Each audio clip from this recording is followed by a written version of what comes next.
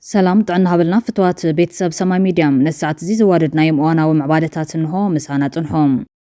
مس إيرتران مرخاب فقاد زخون أكل أيد لنيلو جنرال كم فدانيو مس حزب إيرترا خونا مس قدف زقبر ركب نايسال سايوغن فقاد كم زيد ليون نا حزب تقرين حزب إيرتران فقاد راح أخل كم زخونا جنرال كم فدانيو قاليجو جنرال كم فدانيو مس 204 ريدي في مغلب بفولي أبز قبرك قال محتت كم زبلوم فلفل عوت 10 عامتات برتاوك قال حزب تقري حزباونتن نصور علاماني نيرو حلف قال حزب تقري اب نصور علامات مسريت كانت علمان معوات زد لانفت استراتيجنا ودادبان نصور كم زنبرن بز مسرت تقال الله حوحات صنعاتن ترتن بستملؤ منقد سلاز تقالس ايو كعوت الزخاليلو برتاو قال حزب تقراي بوانانه تابعت قاو قال استمسرته ولا كونت نبرم ايكونومياوي سلاماوي بوليتيكاو قالسي اوش تصلا خوين كاز كايد حبو بوليتيكاو قالسن كالوت كلهم عينتات قالسن زكاته ينير زبل جنرال كم فدانيوم اتي صار سرعات درغ كايد زنبر قالسي اب عبي معرف استبصح قدم شحن 983 عام تمرت اب تقراين ايرتراني كايد زنبر برتاو قالسي يلون بانصار ايثيوبياوያን ኢና ኢልና ዝተቃለስና ተዛዕበየ ኩናትን ዓወትን ኣብ ትግራይ ከም ዝተወደአ ዝገለጸት ጀነራል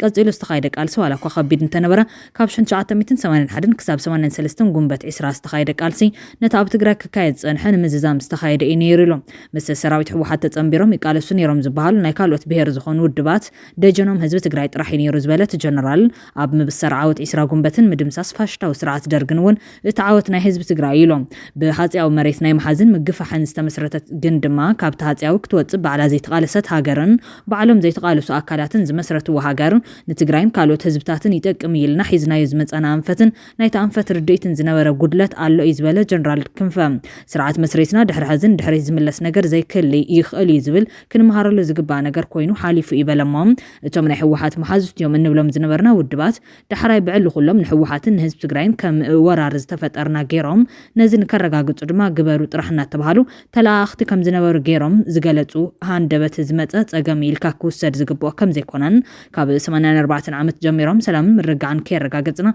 أمول إثيوبيا ثبتنا نهلنا ናይ ትግራይ ልዕልና ኣሎ መዋል ከም ዝጀመሩ ድማ ገሊጾም ህዝቢ ትግራይን ህዝቢ ኤርትራን ብዝኾነ ይኹን መንገዲ ክቕየር ዘይኽእል ብሄራዊ መንነት ዝፈጥሩ ሓድነት ይዝበለት ጀነራል ናይ ሸሓት ዓመታት ታሪኽ ኣብ ዓለም ለኻው ምዕባልን ውድቀትን ናይ ባዕሉ ኣበርክቶ ዘለዎ ታሪኽ ዝወነኑ ከም ዝኾኑን ነዚ ድማ ብዘይ ዝኾነ ይኹን ሕብሪ ቀቢና ካብ ዝግብኦ ብላዕሊ ወይ ብታሕቲ ምድማቕ ኮነ ምህሳስ ከም ዘይካልን እዚ ከምዚ ዓይነት ባህሪ ናብ ዕላው ዝኾነ ፖለቲካውን ማሕበረሰባውን ዝምድና ክምለስ ከም ዘለዎን ምስ ህዝቢ ኤርትራ ኮነ ምስ ስግደፍ ዝግበር ርክብ ድማ ናይ ሳልሳይ ወገን ፍቓድ ከም ዘይድልዮን ናይ ህዝቢ ትግራይን ህዝቢ تران فقط راح أخل كم زخنان جنرال كم فدانيو قالي طلام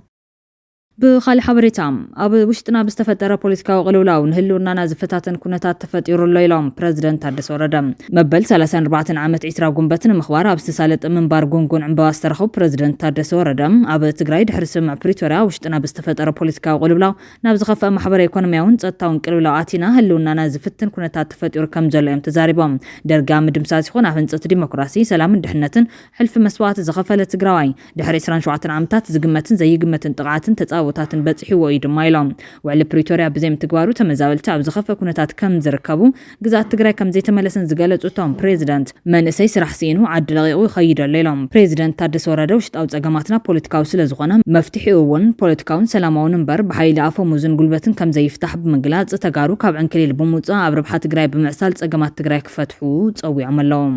ናብ ካሊ ሓበሬታ ሰማይ ሚድያ ተሰጋግርና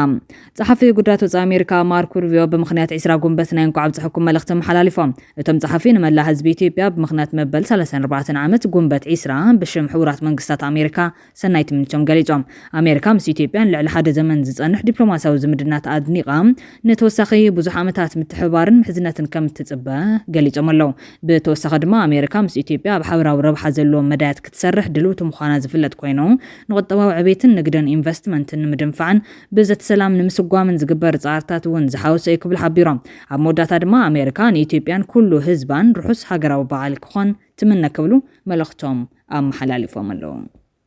بخالي وجن أم حدار زوادو تجراي تافتو كيروس نتبيت حفظ حوحاتي بزحنا لزبالو تغطن تتعنون بتري تعايمهم نابدو تجراي بتبن جاكتاتو مفتان كيح مسمري كبل هافتو كيروس تزارب اللهم مع خنزينا بي بي سي نزقو داين تزامت تزعباتاتن العلم مسمى حداري زوادو تجراي اي تافتو كيروس قال محتت اكايدو كا بي بي سي زغرب اللو فلا ما يحطهم هزباو سلف تقايدو اللو نز سلماو سلف المكياد انتا ايو درخكم كم زوادو تجراي انتا اخم تتقلو زلخم تباهيلو استحاتت اي تافتهم ما بقس سلماو سلفي تجراي بتحطو ዘላ ኩነታት እዮም ትግራይ ሕዚ ኣብ ሓደጋ ዘላ መማኸል ሲና ብተራ አክቲቪስት ብተራ ሓደ ፍንጫል ጉጅለን ብተራ ዝኾነ ሓይልን ትዝወርን ትምወልን ኮይናላ እዚ ድማ ነዊሕ ግዜ ስርዓት መንግስቲ መስሪቱ ዝጸንሐ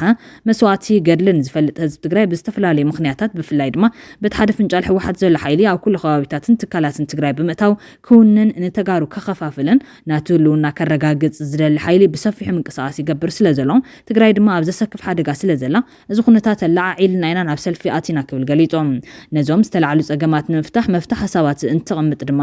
ግልጽ እዮም ቁጽር ሓደ ትግራይ ናይ ኩሎም ተጋሩ ትኾን ትግራይ ናይ ሰላም ናይ ይህን ምሂን ናይ ልምዓትን ብሩህ ተስፋን እምበር ትግራይ ናይ ውሕዳት እናኾነት ብውሕዳት ጉጅለታት ትምወል እናኾነት ጸኒሓ ናብ ኩናት ናብ ስእነት ሰላም ጸኒሓ ኩሎም ትካላታ እናዓነው ዝኸድሉ ጠቕሊላ ቁመና ትግራይን ተጋሩን እናተሸርሸረ ዝኸደሉ ኩነታት ከብቃሎ ናይ ዝቁልፍ ድማ መማእኸሊ ሃልይዎ ትግራይ ናይ ኩሎም ተጋሩ ሓሳብ ተተኣናግድ ክትከውነሏ በዚ ናይ ሕዚ ፕላትፎርም ድማ ብፍላይ ጊዜያዊ ምሕዳር ሓዋፉ ክኸውነሏ ንትግራይ ናይ ኩሎም ተጋሩ ሓሳብን ዓቕምን የድልያ ትግራይ ድሕሪ ኩናት እያ ዘላ ሕዚ ኣብ ከምዚ ዓይነት ፈተና ደቃ ዓቕሚ ክኾንዋ ክትሓባበሩ ኣብ ዘድሊሉ ወሳኒ ምዕራፍ ኢና ዘለና ህዝቢ ራያ ከም ኣካል ህዝቢ ትግራይ ነዚ ጉዳይ ሒዙ ተላዒሉሎም ተወዲቡ እውን ይቃለሰሎም እዚ ናይ ኩሉ ትግራዊ ኣጀንዳ እዩ ስለዚ ትግራይ ክትድሕንን ከም ብሄር ክትቃለስን ዝደሊ ሓይሊ ኣብ ጎንና ክስለፍ ኢና ንፅዋ እቲ መፍትሕ እውን ናይ ሓባር ዓምዲ መማእኸል ሃልዩና ተጋሩ ኣብቲ መማእኸል ንሱ ንዕሰል እዩ ትሕቶና ኢሉ ነሲዕቡ ካብ ተኸፋፋሊ ብሓደ ጉጅለ ዝተመወለ እትብሎ ክንፍ ሕወሓት ትግራይ ሓራ ክትወፅእ ኣለዋ ዲኻ ትብል ተባሂሉ ዝተሓተተ ኣይታፍቱም ሓቂ እዩ ትግራይ ካብ ዝጉጅለ ዝትውፃእ ማለት እዚ ጉጅለ እዚ ካብ ትግራይ ይጥፋእ ማለት ይኮነን ትግራይ በዚ ጉጅለ ዝትምወል ዘይኮነትስ ኩሎም ተጋሩ ልእከቡላ እዚ ጉጅለ እውን ሓሳብ ኣለን ዝብል እንተኾይኑ ሓሳቡ ሒዙ ብፍትሓዊ ዲሞክራሲያዊ ብዝኾነ መንገዲ ዝቐርበሎም እቲ ሓሳቡ ብሓይሊ ብጠመንጃ ዘይኮነስ ሓሳቡ ናብ ዕዳጋ ቀሪቡ ዝሽመተሉ መንገዲ ህዝቢ ትግራይ ናይ ኩሎም ሓሳባት ከዳምፅ ዝኽእለሉ ዕድል ንፍጠር እዚ ሓይሊ እዚ ናይ ምልክ ሓይሊ እዮም ዓንዳር ሓይሊ እንብለሉ ዘለና ምኽንያት ሓሳበይ እንተሰሚዕኹምኒ ጽቡቕ እንተዘይሰሚዕኹምን እውን ክትሰምዑ ክገብር እዮም ጠመንጃ ኣለኒ ሓይሊ ኣለኒ ሓሳበይ ዋላ ባኹም ኣይጠለብ ሓይሊ ኣብ ልዕሊኹም ክጽዕን እየ ክድዕንነኩም እየ ርእሶም ከተድንኑ ክገብር ብዝብል መንገዲ ነዊሕ ግዜ ዝመፀ እሞ ድማ ለብፅሐልና እውን ንፈልጦ ኢና ስለዚ ንመጻ ትግራይ ዘረጋግጽ ባይታ ክፍጠር ክኸለሎም ብናይ ሓደ ፍንጫል ጉጅለ ዓብላላይነትን መዋልነትን ዝንቀሳቐስ ዝኾነ ይኹን ትካል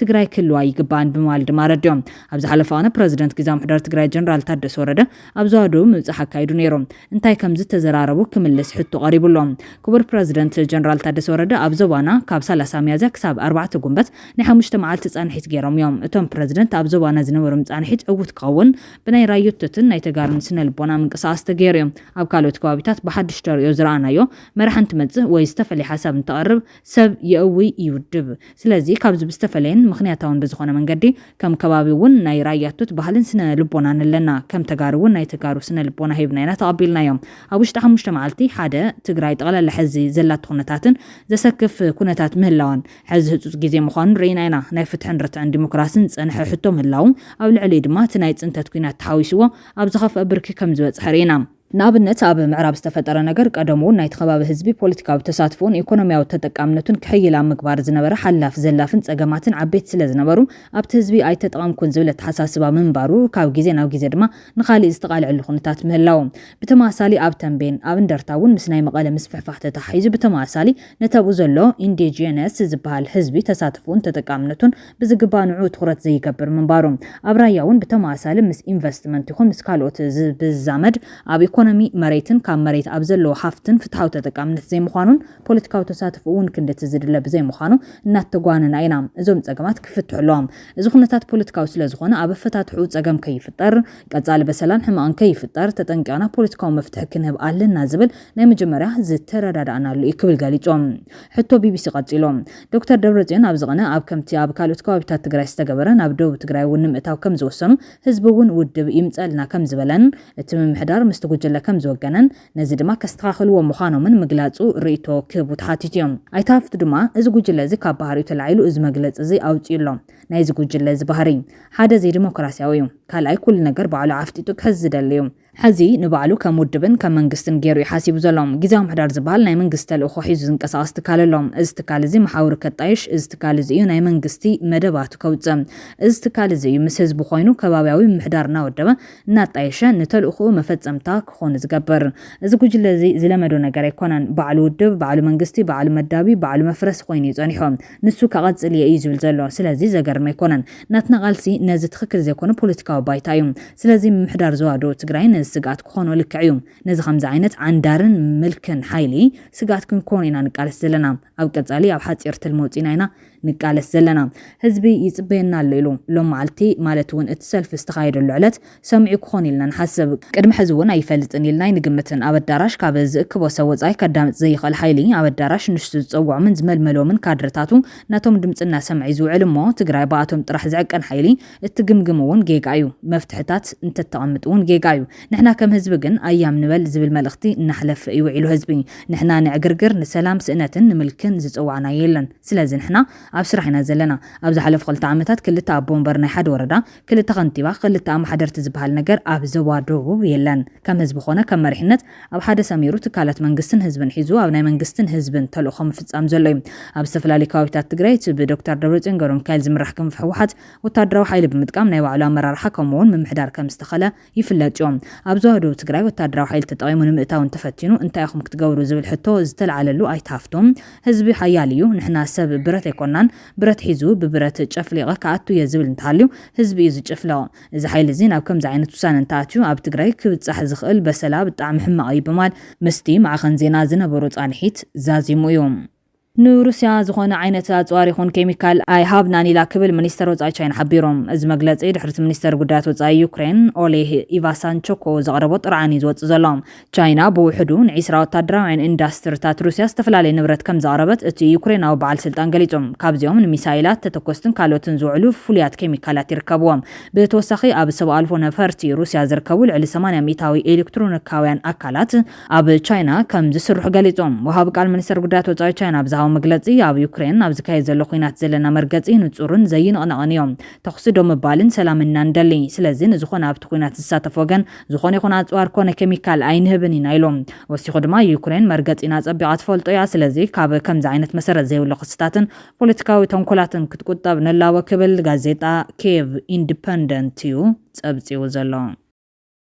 ክቡራትና ክቡራንን ቤተሰብ ሰማይ ሚዲያ ነዚ ሰዓት እዚ ዝተዋደደ ዋናው ሓበሬታታት ኣቕሪብና ዛዚምና ንቻነልና ላይክ ሼር ሰብስክራይብ ምግባር ቤተሰብ ኮኑ ሰናይ ግዜ ትምኒና